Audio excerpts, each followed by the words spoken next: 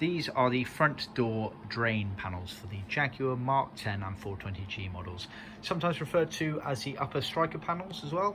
They're situated on the top front part of the door panels on the angled section. Effectively, when you open the door, you kind of see them at the very top front section, and effectively it's where the water will kind of drain away when the doors open in that area. These have been cut in hardboard on our CNC machine, as you can see. We've then trimmed them all the way around, apart from on this edge here. This allows you to tuck it underneath the adjacent main door panel, thus creating a seamless section between the two effectively. They're sold in pairs like this, or alternatively they are part of the trim kit as standards.